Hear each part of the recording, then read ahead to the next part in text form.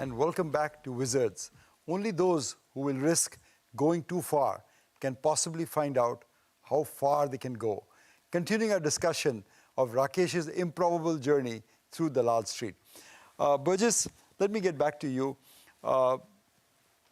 Rakesh appointed you trustee, executive as well. Did he anticipate, did he had a foreboding about his passing away? No, he was a very meticulous planner. His prime concern was always his family and his partners like Utpal and Amit. And contrary to what people believed that he was very erratic, etc., when it came to his estate planning for the family and future, it was done in a very systematic way. The children's trusts were formed almost 7 or 8 years ago. Really? And they hold very substantial investments. But these are forever investments? No, these are private family trusts. No, but the investments in those trust holding, yes, are they to be held to, yes, to maturity for the children? These are long-term investments. And that is the philosophy which the investment committee which he has constituted, which also comprises Utpal and Amit. That is the philosophy which is being recommended, that these are long-term investments not to be disturbed easily unless some event requires divestment. Amit, I know one time he was practically giddy at the prospect of meeting the Prime Minister when Modi ji called him. What was that like for him? Oh, that was the high point of his life, Ramesh. That was a trip he was really happy to make. Utpal was there, and I was also there for some bit. We didn't see the Prime Minister, but we were with him all the time. And he was genuinely happy. I think about the last 5-7 years when Utpal, am I right? He was happy. That trip was a trip which he felt good about. He felt he was being respected. He felt his views were being taken into consideration. And he was happy on that trip. So that was the high point of his life. It was the first time that I remember in 30 years that someone from Dalal Street was honored in New Delhi. Yeah, that was, if I may use the word, that was a crowning of Rakesh. I couldn't disagree with you. That was the crowning of Rakesh. But Utpal, talking about the Prime Minister's visit, I know Rakesh made a presentation to the PM, and I'm sure you helped him with it. What did he tell the PM? What did he want to tell the Prime Minister? Rakesh ji used to make these presentations, and the theme was always consistent. You know, it's not right for me to say what was in the presentation to the PM, but in general, all his presentations had his strong belief in India, had his strong conviction about how India will prosper and Indians will prosper, and what a virtuous cycle that is going to be. His maxim that he has held for the last 30 years is be bullish on India. And that framed so many parts of his life, right? How he invested, how he viewed life, the optimism in him. Correct? True. If I may use one phrase of his, he would say the greatest risk of investing in India is not investing in India. Not investing in India, correct, absolutely. Amit, I'm sorry, Utpal, briefly, if someone were to ask you his investment philosophy, share that. What are the main tenets of that according to you? Okay. And take me through a transaction that happened in the last few years of his life that you were particularly in awe of or you really enjoyed. Okay. Rakesh ji was a unique combination of a deep value investor who was also a growth investor and a terminal value focused investor. I have not seen any other investor who combined all three. Marries those two. That was Jakes was saying in the earlier episode, yes. Yes. He had a very simple investment philosophy. He would look for the size of the opportunity, the competitive edge that the company had, the quality of the management team, the scalability and operating leverage, and lastly, the divergence between price and value. But he could filter all of these variables in his mind. And make it look easy, actually. So quickly. He was so quick at decision making. It was amazing. Bhaskar, you also knew the investment professional Rakesh, you also knew his family over time. If I would ask you, when his children were young, when children are young, and when they grow up, they ask you, what kind of person was my dad? What would you tell them? Only one phrase I would use. Everybody knows him as an investor in companies. I felt he was an investor in human beings. The human quality of the man is not well. I know it from very, very personal, interactions.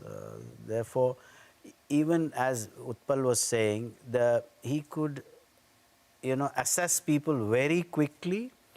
And in Titan, frankly, the first thing he said was, when I walked into his office and I saw the people, I felt like investing in this place, And at that time, watches was the bigger business, and he had great faith in the watch business. Forget about the jewelry business. Jewelry business, yeah. So it was the combination of what he smelt in the place, perhaps, and what he saw in the people, and some interaction with me. So that the intuitive investor is what I would say, but investment in people rather than only in the company. Utpal, I'll ask both of you this final question.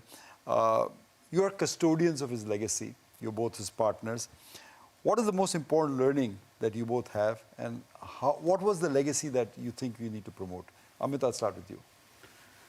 So we've discussed Rakeshji for the last hour or so, and we all know what he has done. His legacy is like just status quo, maintain what he has done. We need to, his kids are young, his family is young, we need to make sure that they are taken care of, things are done. We don't mess around in any way. Keep it very straight, keep it very simple, and steady as she goes, yeah. What I've learned from him is your patience may be tested, but your conviction will be rewarded. And I think the belief that he had in Indian entrepreneurs and management team, I think is his greatest legacy. And it's being vindicated, as you say. And Burgess, I'll give you the last word. You wrote a very nice obituary for him, which I read, and you said in that you're willing to bet, even in heaven, he's not still, he's creating a rumpus. Is that true? I think he was possessed by some kind of an extraterrestrial energy, which was, I mean, how can anybody be so much of a flush of adrenaline 24/7? And despite such bouts of ill health, particularly in the last 2 or 3 years, where so much pain, so much discomfort, bound towards a wheelchair, but his mind, the optimism, the innate optimism, and always shown through. And his love for India, that India is going to be having the greatest bull run in the next 10 years, which he said in the last 3 months. So I think... you're right, Burgess. When you say that, he would have almost stars in his eyes. Yes. But let's move on. We've had a nice, serious discussion about the life and legacy of a friend of all of us and one of the great icons of the Indian capital markets. Let's do a rapid fire, okay? Let's see what answers you guys come out with, okay? So I'll start with Utpal. No-brainer. His favorite stock of all time. Titan? Yes, we knew that. So I won't even go around the table. But I'll start with you again. A maxim you remember him the most for? Your first loss is your best loss. Okay. Did you hear any of his maxims, Bhaskar? Yes, I did. When something came in the papers about a raid on his, and I was still MD and I was very worried, I called him. He said, this was in Hindi, he said, look, I'm a diamond in a sack of coal. The image of this investing world. Right. I'm still a broker. I'll always be a broker. So right. I'm happy this has happened because I will come out clean. So I'm the diamond in that. Fearless. Amit, what is your favorite maxim? A phrase that I can't pronounce it fully, like... Badare levanu, ghataye bechwanu. That one. Which means buy on strength, sell on weakness. Don't try and bargain hunt out there. Did you hear any of his maxims, Burgess? Not really, but he always used to say, what prediction does Ganeshji have for me? Okay, good enough. His favorite Bollywood movie or song? Name one. Meri Zohra Jabi. From the film Waqt with Balraj Sahni. Me? You used to sing with him, I know that. He said this was the national anthem of India at that time. That Amitabh Bachchan, his son, what is it called? Bunty or Bubbly. That song from Bunty or Kajra. Kajra. Lovely. Amit, you have any memories of film? That's song? same. He actually danced in your house to that song. That was the last Correct. Burgess, famous video. you shared horses, you shared a So, no, celluloid after a love? few drinks, he always used to sing this song, "Maine pi sharab, tune kya kiya, aadmi ka khoon." Burgess, his best quality. I think his quick-fire ability to apologize after one of his famous violent outbursts, And his worst quality. not looking after his health. Amit, Compassion, best, and worst was like he didn't look after himself. Bhaskar, His human quality of understanding and instinct, and his worst quality, same, not looking after himself. hell, that's almost unanimous. I guess you also agree with the worst. What would you say his best quality is, Utpal? I think judging people and sustaining relationships. Can you give me a global investor, Utpal, or a promoter whom he admired?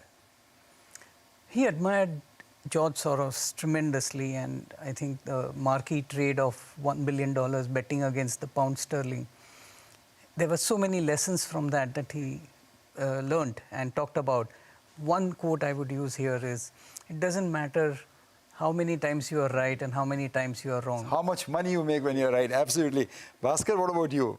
Any investor or promoter that he told you he admired? Quite unequivocally a big admirer of the Tata Group. And whether it was Mr. Ratan Tata or current chairman Chandra, he would have Unabashed admirer, and it was always not for the investment return, but for the values of the group, and he would repeatedly talk about it. I don't know about investor promoter, but a politician I know he deeply admires was Winston Churchill. Yeah. Amit, anyone comes to mind? So other than George Soros, it's Mark Faber. He's of course a very colorful character. Visited him in Bombay. Yeah, so. Burgess, did he tell you anyone? I think he just couldn't see beyond Tatas. Okay, good enough. Last question, gentlemen. First to you, Burgess. Other than the birth of his children, when did you see him happiest? 25th wedding anniversary, 50th birthday in Mauritius, or when Titan became a 100-bagger? I think it was to the extent I remember. It was in Mauritius when he celebrated his birthday. 50th? And 100%. Not when Titan became a 100-bagger? No, Mauritius is next to that swimming pool. You know, the difference is he was happy when others were happy. Whereas we are happy when we are happy. And making others happy made him happy. 100%. All right. Thank you, gentlemen. That was a wonderful rapid fire. To conclude our special tribute, remembering Rakesh, allow me to share a poem by Henry Van Dyke entitled Katrina Sundial to honor his memory.